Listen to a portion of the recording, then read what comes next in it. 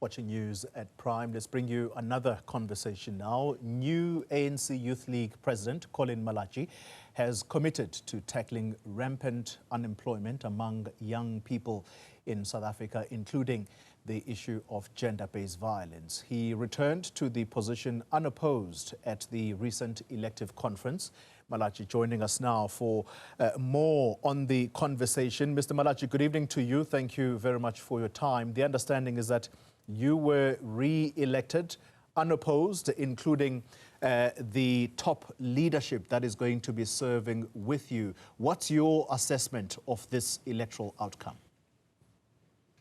No, the electoral outcome, it's a vote of confidence that we must really continue the program.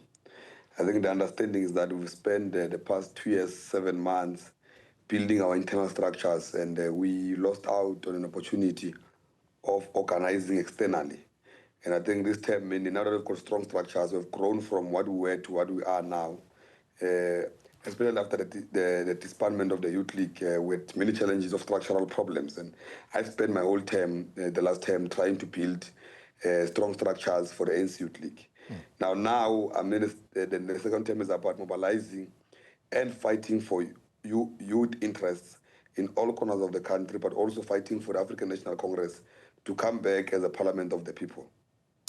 Some will view the outcome, and we are saying again, if the viewer has missed this point, you were elected unopposed, including the rest of the top leadership. Not even a hand from the floor rose.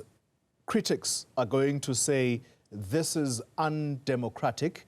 It doesn't inspire confidence that there is internal democracy within the ANC Youth League. How would you respond to that?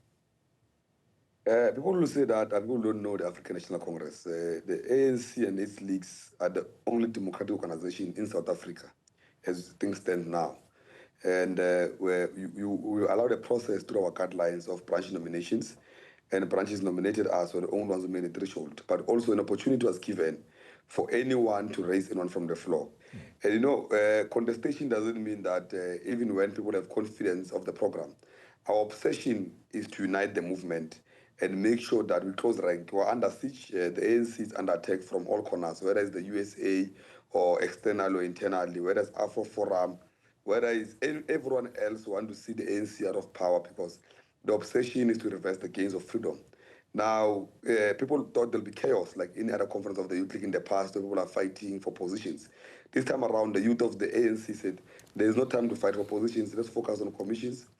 Let's elect the leaders that we know, which they did, and the agenda is to focus on the renewal of the African National Congress. That's our focus on obsession, and branches of the ANC have communicated, ANC Youth League have communicated that message.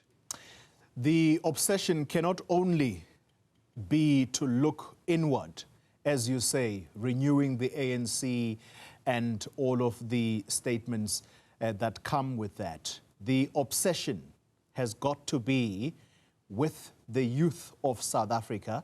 There's huge unemployment.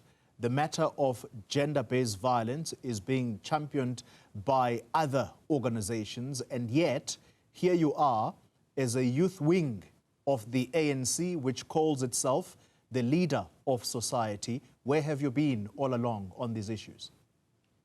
We've not been absent, if you've been following us. The whole term was based on the issue of unemployment of youth. We declared unemployment of youth a disaster in South Africa. And if you've been following the president's address at our conference, he confirms that fact, that the Youth League has been fighting for that, and we've been on his neck every day, including marching to the JSE, marching to the mining industries. There's nothing we've not done to fight against it. We've even introduced solutions. We said that we introduced the export quotas in South Africa on our critical minerals to revive and industrialize our economy.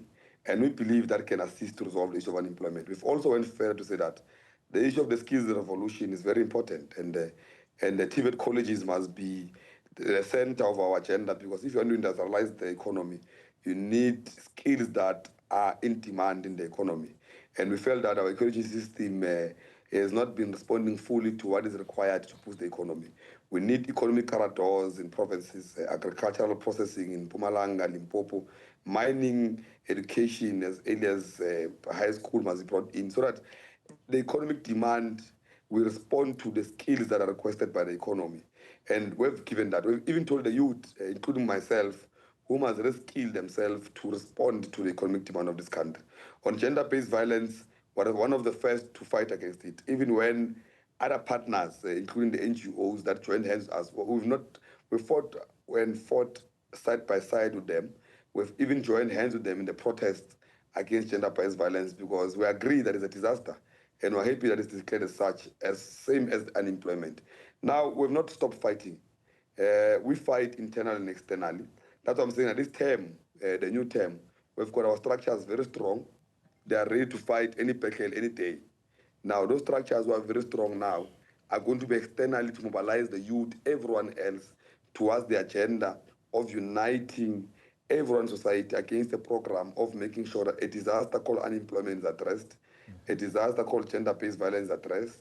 We must force everyone else to partner to make sure that the economy of the country is responsive to the current demands we're faced with. Because you can't separate unemployment from gender-based violence. Collen Malatji, there's another pandemic that is taking place in the country. Young people who are involved in business, who are trying to become entrepreneurs, are being killed. And the latest person to go through the barrel of the gun is DJ Warras. There are other DJs before him that died under similar circumstances. Again, where is the voice of the ANC Youth League on corruption, the killing of people, or should we say contract killings? And these contract killings, guess who's behind them? It's young people who are being contracted by those that have money that sit somewhere high up, that are probably not even known to the trigger pullers. The statement I have seen thus far is from the mother body, the ANC. Where is your statement condemning the killing of DJ Warras?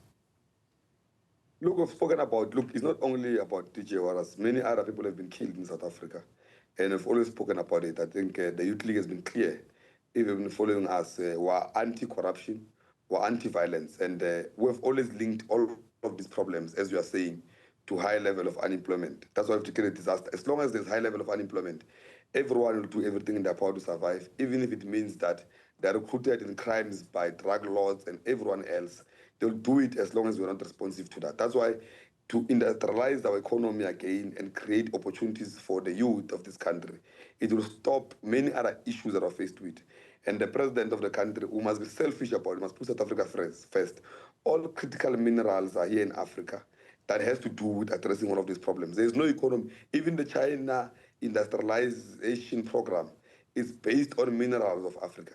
People everywhere else, you find everyone trying to fight for the minerals of Africa to save their own countries, their own economies, at the expense of the people of Africa. And I was saying Africa must unite and close like Africa free trade agreements must be in place to make sure that we only export secondary or tertiary programs, and the primary minerals must remain here. We're clear, as the Youth League have said it, that from the soil to the factory, not from the soil to the sea. Now, we are clear that that's the only solution that can resolve 80% of our problems that we're faced with, apart from those that are created by injustice of the past. But now that we're in leadership, we're done with consolidating the country, we're done with ushering democracy, to understand. Now, the fight is for economic freedom and social change now to resolve all socio-economic problems, and that's where we are. And it's very bad that a lot of influential people are doing a lot to fight against drugs, to fight against illegal foreigners in this country. I don't know why we have undocumented foreigners running around this country. We're saying the police, they're failing us to resolve these problems. We need clear, not corrupted police to fight against drug laws in this country and criminals who hijack our buildings. We can't be in a country where our towns are hijacked by illegal foreigners at the expense of our people. And whenever somebody speaks out, they're killed because they're speaking out. We know DJ Warras and many others have always been targeted because of voicing out against that. We've organized marches ourselves against that. Many of our people have been silenced because they no longer trust that the police system will protect them. And it's clear that no one is protecting anyone who fights for justice of this country. We're clear as the Youth League that we'll fight very hard to protect the interests of South Africans moving forward.